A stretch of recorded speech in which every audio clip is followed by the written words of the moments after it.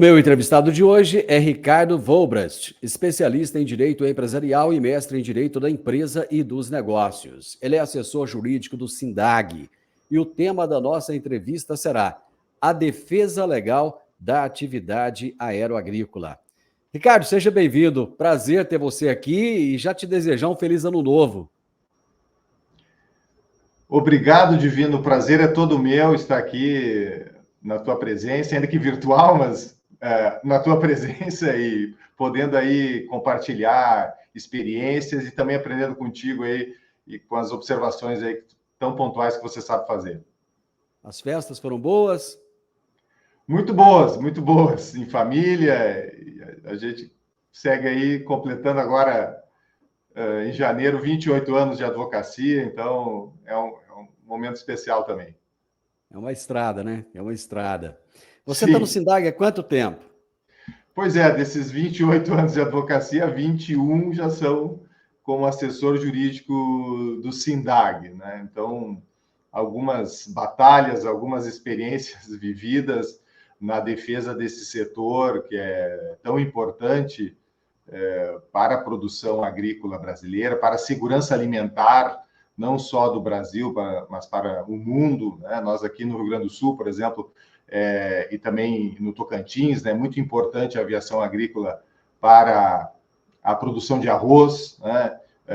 Aí no Centro-Oeste, muito importante para a produção de cana-de-açúcar, né? Então, consequentemente, para o álcool, para o açúcar. Então, a gente tem uma caminhada aí na defesa desse setor que é tão importante para até mesmo a balança comercial brasileira. Ricardo, ao longo desses 21 anos, o que mudou na percepção em relação a essa atividade? Sim, muita coisa mudou, né? Lá no início, né, há 20 anos atrás, nós tínhamos algumas discussões pontuais, como de tributação, né? Afinal de contas, qual é o município que pode cobrar o imposto sobre serviço, já que o município, ou melhor, a atividade se desenvolve em diferentes municípios, muitas vezes.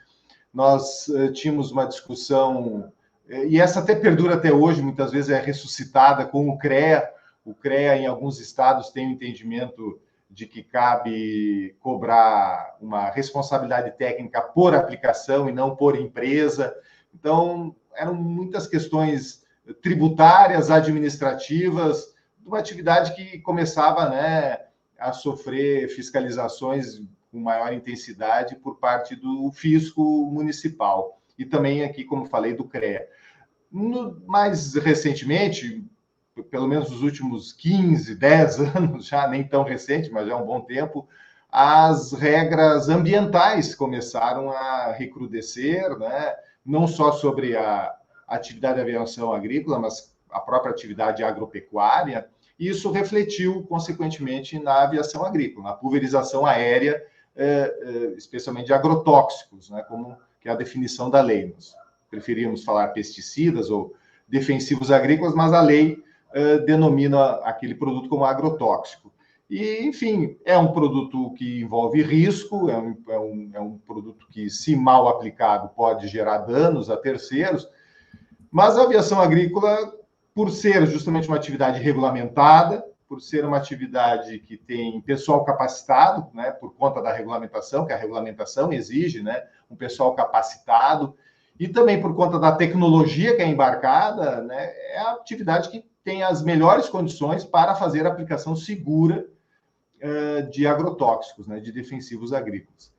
Claro que a atividade não se resume só à aplicação de agrotóxicos, né? Ela faz semeadura, ela faz adubação foliar, por exemplo, é muito forte aí na produção de cana, ela faz combate a incêndios, que é muito importante também hoje no Brasil. Então, tem uma atividade, inclusive, de proteção ao meio ambiente, direta de proteção ao meio ambiente, né? Mas, por boa parte dela se desenvolver na aplicação de agrotóxicos, as regras ambientais são hoje as que mais causam, infelizmente, discussão, né? São regras, muitas vezes, que não são claras, há muitas vezes regras que se sobressaem, ou melhor, a acumulação, a conflitos de competência, né, melhor dizendo, conforme é o termo jurídico, né? Você tem uma regra federal, né, a atividade é regulamentada no âmbito federal, mas muitas vezes surgem regras estaduais e até municipais que entram em conflito. Então, há muita discussão ainda sobre a competência da fiscalização e até mesmo sobre as regras que devem incidir na questão ambiental sobre a aviação agrícola.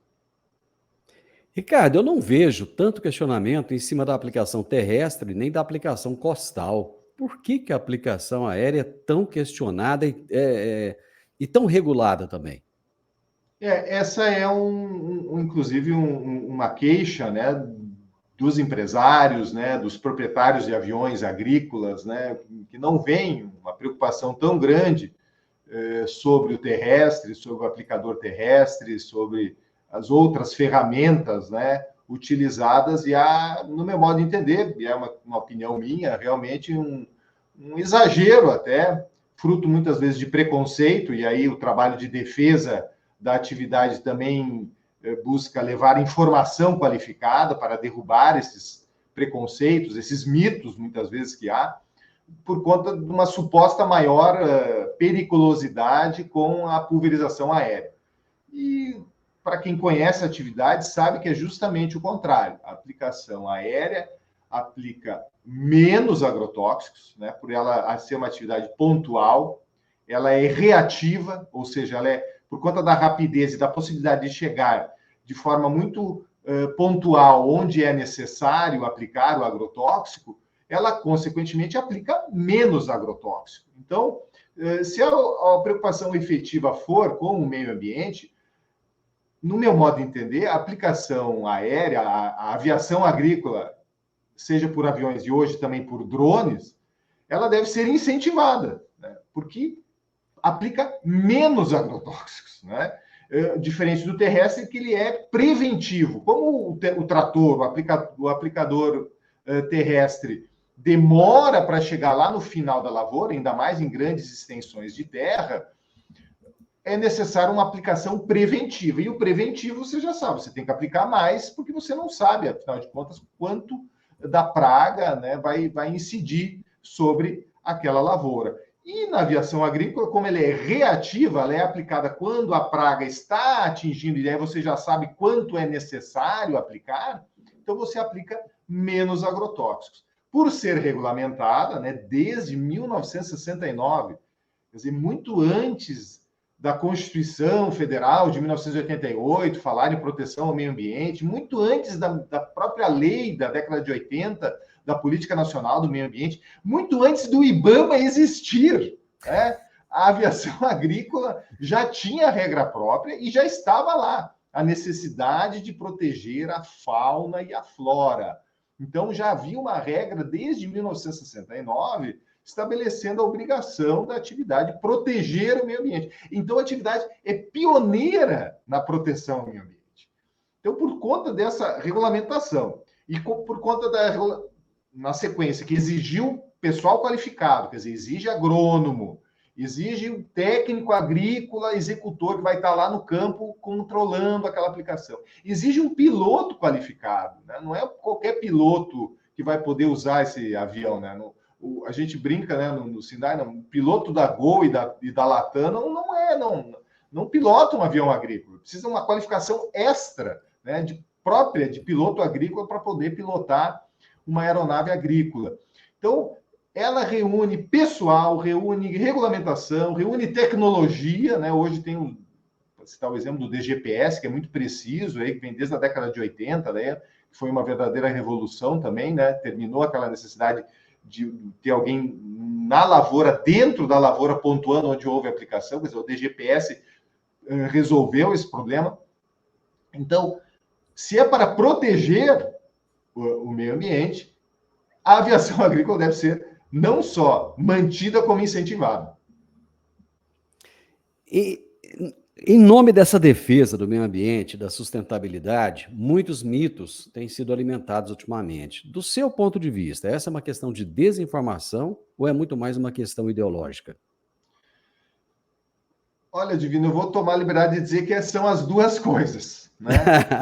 É desinformação e também questão ideológica, né? Na nossa experiência em audiências públicas, muitas vezes, quando surge algum projeto, algum questionamento contra a aviação agrícola, e nós temos a oportunidade de falar, seja nós como, né, como advogados, ou então um diretor do SINDAG, um empresário da atividade, pode falar e expor boa parte do que eu já falei aqui, né?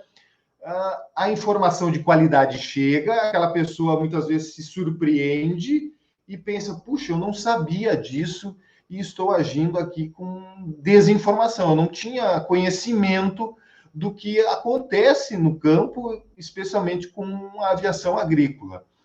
Então, muitos projetos que surgem, às vezes, aí numa briga de vizinhos, que aconteceu um questionamento, uma falta de informação, e aí acaba sobrando para a aviação agrícola.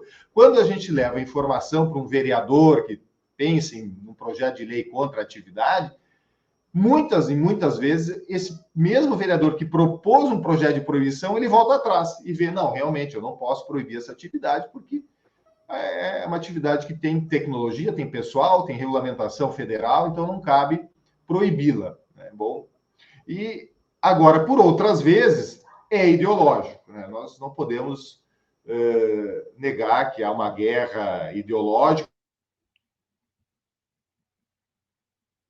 O presidente Lula, né, agora em agosto, numa reunião dos BRICS, né, que nós não podemos nos submeter ao neocolonialismo verde. Essa é a expressão do presidente. Eu sempre já usava uma outra expressão que era colonialismo ambiental.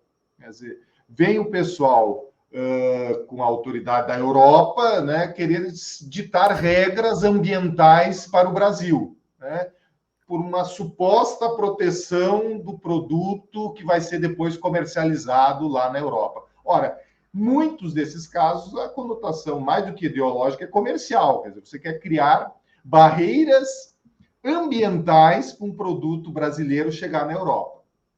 Então, nós temos que ficar atentos a isso, e muitas vezes se usa nessa... Também esse é outro jargão que se usa. Na Europa, a aviação agrícola é proibida, então nós temos que seguir o exemplo da Europa. Isso é neocolonialismo verde, como disse o presidente Lula. Isso é colonialismo ambiental. Quer dizer, por que uma regra, simplesmente porque é uma regra europeia, eu tenho que seguir aqui no Brasil? Mas aí casa com a desinformação. Quando você lê a regra da Comunidade Europeia, você descobre que a aviação agrícola não é proibida na Europa. Ela apenas é regulada, quer dizer, são exigidas regras muito parecidas com as regras brasileiras, ou seja, é preciso um profissional técnico responsável, é preciso que tenha um produto autorizado para pulverização aérea, é preciso que seja recomendada a aplicação aérea, e com isso, então, a atividade de pulverização aérea também pode ocorrer na Europa, como de fato ocorre na Espanha, por exemplo. A Espanha usa a aviação agrícola e não é nem na agricultura, Divino, é no combate ao mosquito. Quer dizer, eles estão preocupados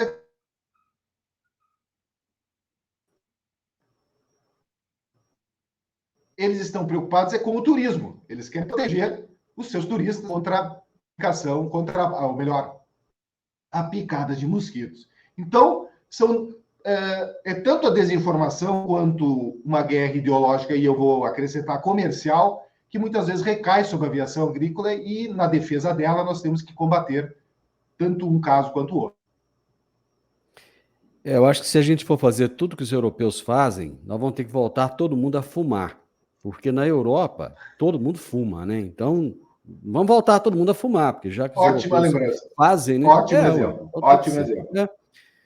Em 2017, Ricardo, ocorreu a Operação Deméter. O que foi exatamente essa operação? Veja, isso foi uma operação incentivada pelo Ministério Público do Paraná, que reuniu o IBAMA e também o Ministério da Agricultura, e promoveu fiscalizações de empresas de aviação agrícola, especialmente no estado do Paraná. Não temos nenhum problema com questão de fiscalização, embora questionamos a própria competência do IBAMA, né?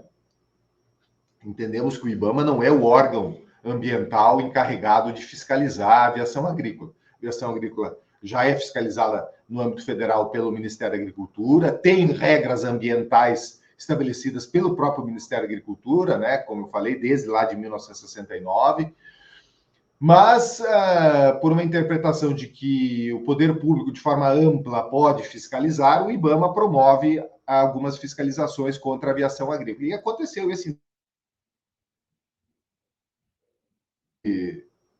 Para nossa surpresa, empresas foram porque não tinham licenciamento ambiental estadual.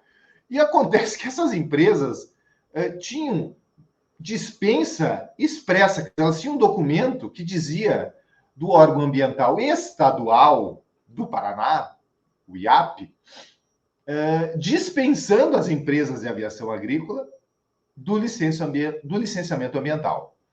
O IBAMA desconsiderou esse documento oficial, fornecido, repito, pelo órgão ambiental estadual, e o órgão ambiental federal, o IBAMA, autuou essas empresas e ainda embargou a atividade, aplicando multas milionárias. O IBAMA é conhecido, né, por aplicar multas milionárias que muitas vezes depois são derrubadas na justiça, que foi o que aconteceu, né? Num primeiro momento, as empresas foram embargadas, né, tiveram a sua atividade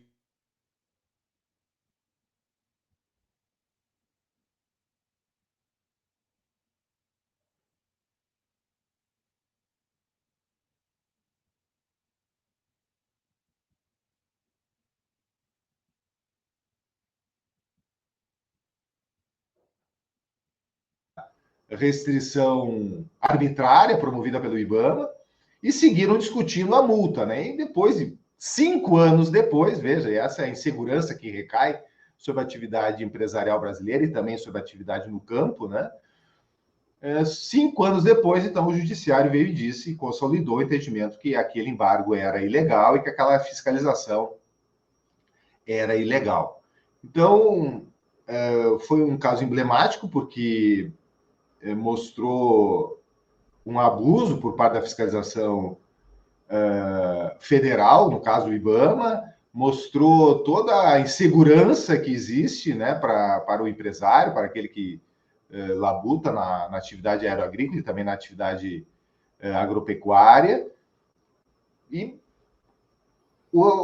mostrou também todo o trabalho que há depois disso, né, para derrubar, e que só 5 anos depois você tem uma decisão, então, definitiva do judiciário para dizer e reconhecer a ilegalidade daquele procedimento. Ricardo, você tem atuado em audiências públicas em câmaras municipais, né, acompanhando o SINDAG aí, em audiência com órgãos reguladores e também no trabalho de nivelamento dessas informações. Eu gostaria que você nos contasse um pouco como é que tem sido essa atuação.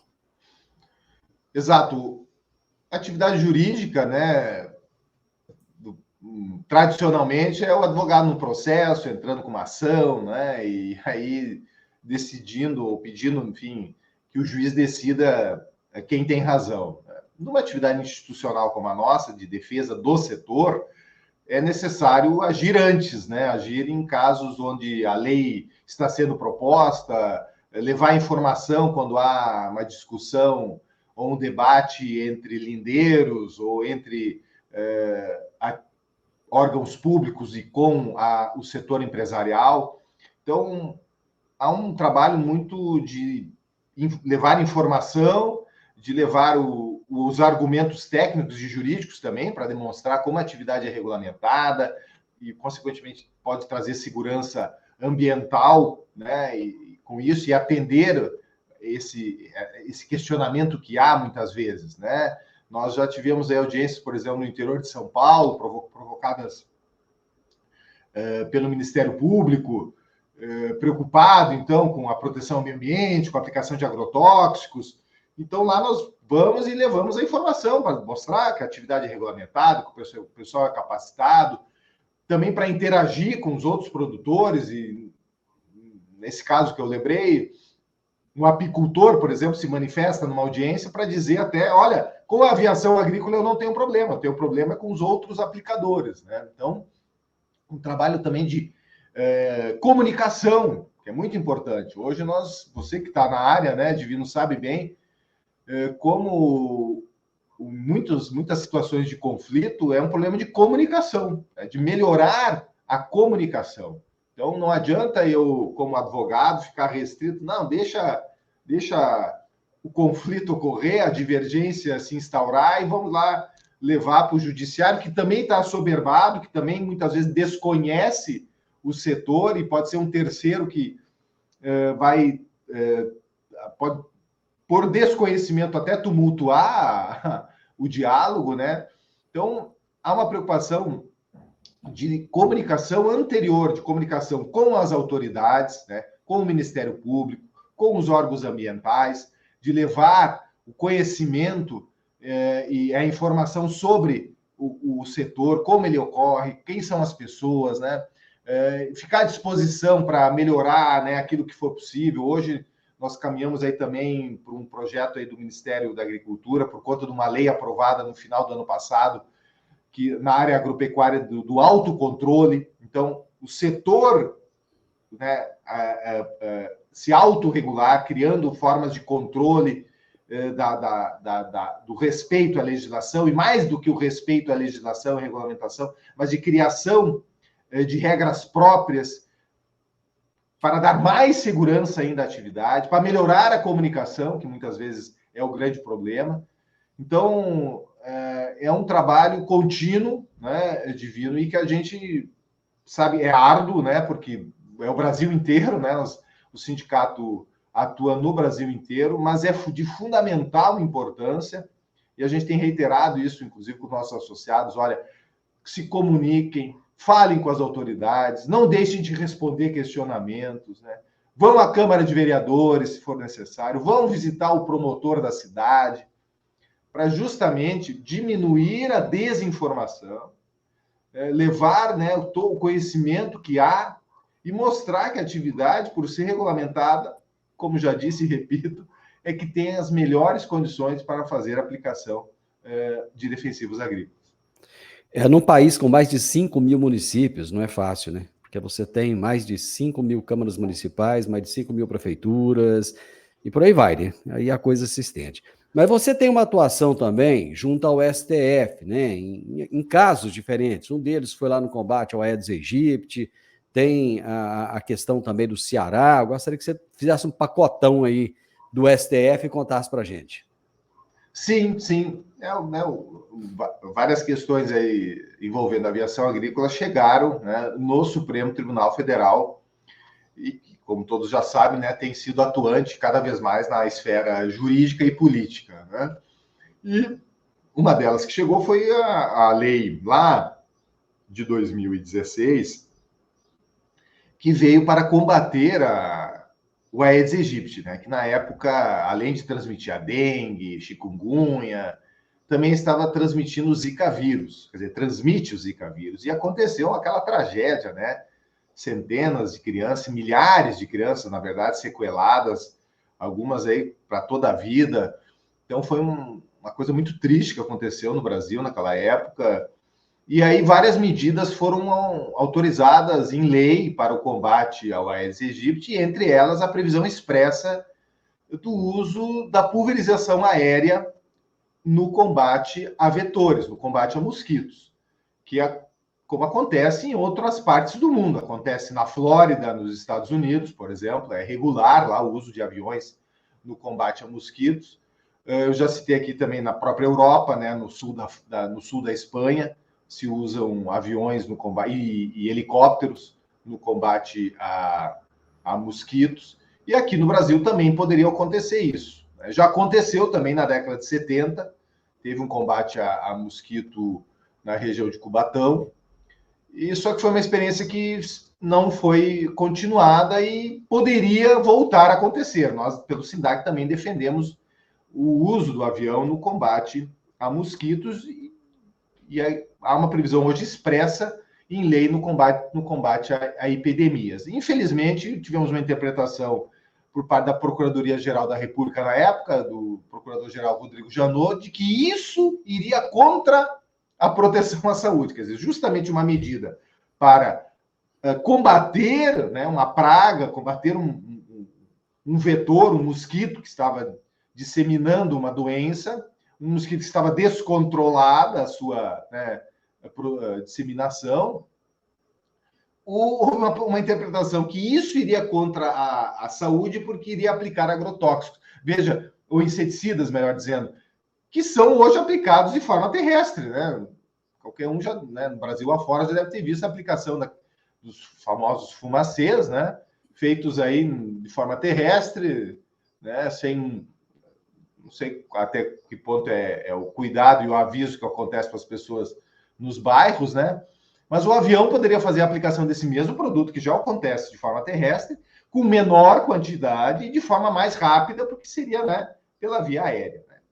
E esse debate, então, foi levado ao Supremo Tribunal Federal, pela Procuradoria, e nós, então, pelo SINDAG, pelo chamado amicus curiae, né, como o amigo da corte, tem tradução aí do latim para o português, mas como um terceiro interessado, atuamos, né, nessa ação para levar informação, para levar, né, justamente a demonstração de que essa é uma técnica usada mundo afora, usada na África, usada até mesmo em Cuba, no combate a mosquitos.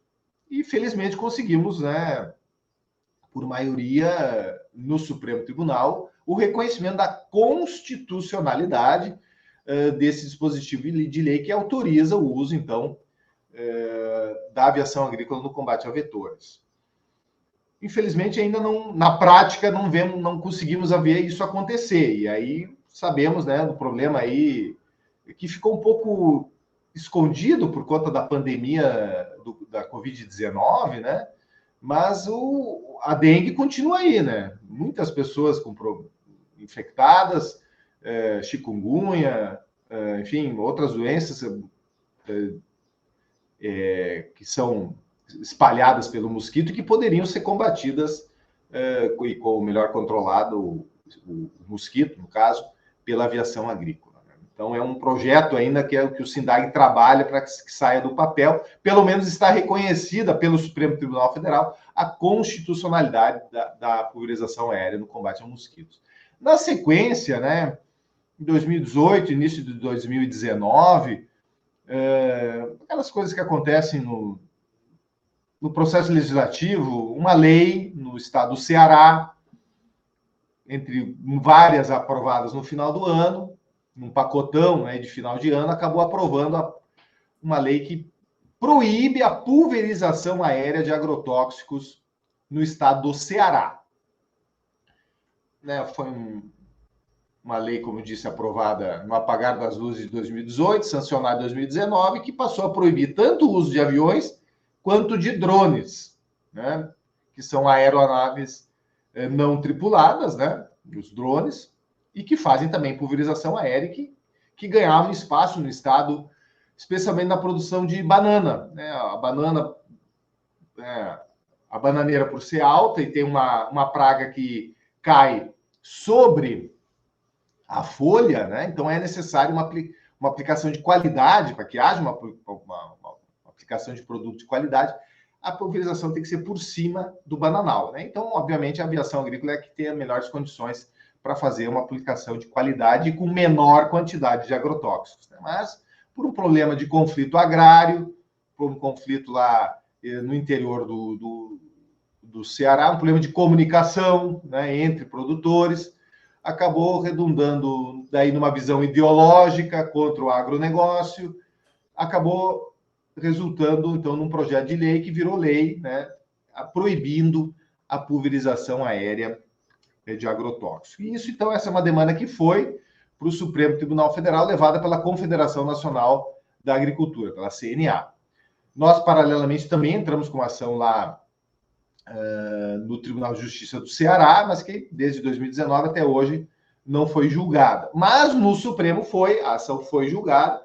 Nós tentamos levar informação, levar comunicação, levamos nossos diferentes estudos para demonstrar a segurança da aviação, mas, infelizmente, tivemos um julgamento contrário, com devido respeito, sem considerar a melhor técnica, sem considerar a informação, a tecnologia que hoje existe para aplicação de agrotóxicos via aviões e via drones, com base numa visão, aí sim, ideológica, né, muito discurso e pouco conteúdo científico e tecnológico, levado por outras ONGs aquele processo, resultou, então, numa ação que julgou constitucional, aí sim, uma lei que proibiu, no Ceará, a pulverização aérea de agrotóxicos.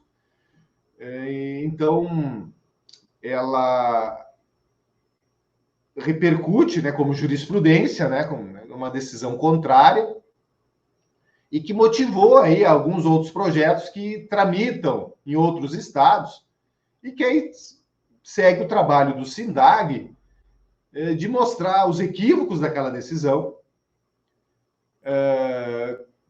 para que outros estados não cometam o erro aí que, se do ponto de vista jurídico pode acontecer, se nós levarmos em conta a decisão do Supremo, mas do ponto de vista agronômico, ambiental, social e econômico, não se justifica, né, uma proibição como essa.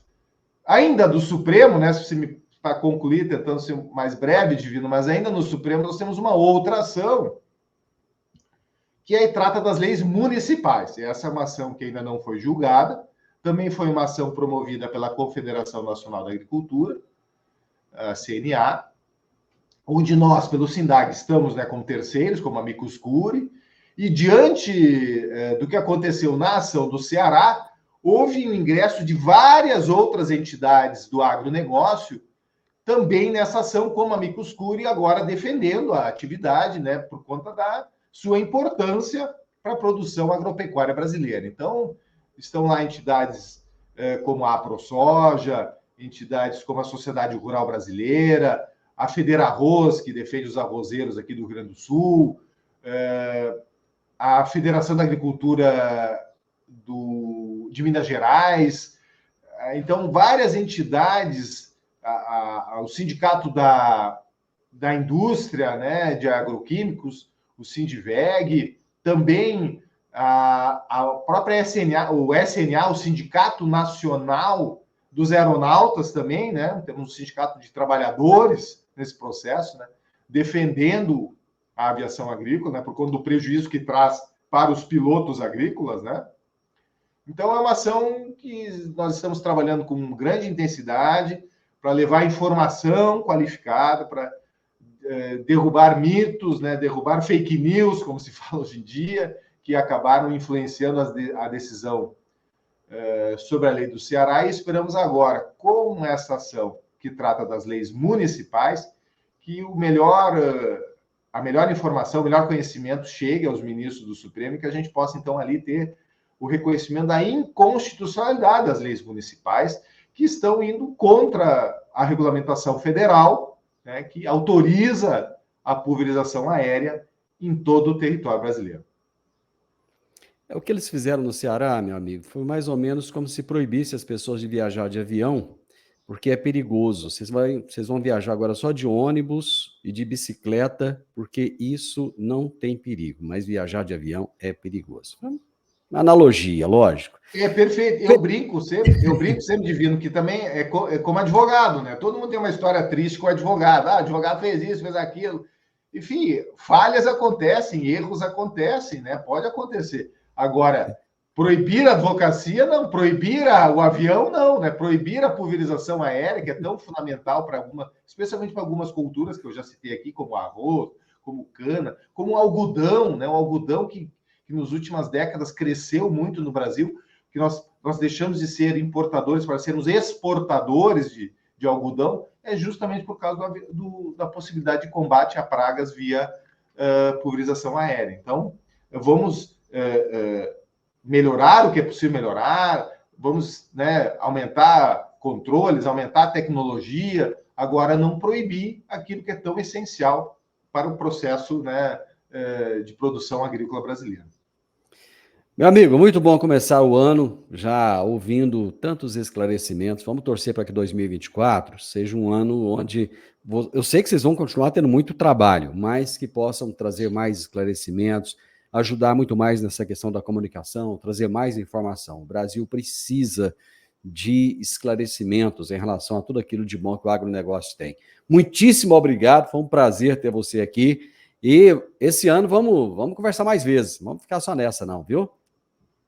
Com certeza, Divino, muito obrigado. Eu que agradeço a oportunidade. Realmente começamos o ano muito bem e espero que a gente tenha outras oportunidades para levar informação, para levar a melhor comunicação com a sociedade, porque entendemos que na defesa legal da atividade aérea agrícola é fundamental melhorar a comunicação com a sociedade. Muito obrigado mais uma vez. Ricardo, feliz 2024 para você. Abraço. Eu conversei com o Ricardo Volbrecht, que é especialista em Direito Empresarial e mestre em Direito da Empresa e dos Negócios, que é assessor jurídico do SINDAG já há 21 anos. E o tema da nossa entrevista foi a defesa legal da atividade aérea agrícola. Se você gostou dessa nossa prosa, deixe aí um gostei, deixe um comentário. O que você acha da aviação agrícola? Você é a favor? Você é contra? Deixa um comentário para a gente, compartilhe com outras pessoas e se inscreva nesse canal. Grande abraço para você e até a nossa próxima prosa. Tchau, tchau.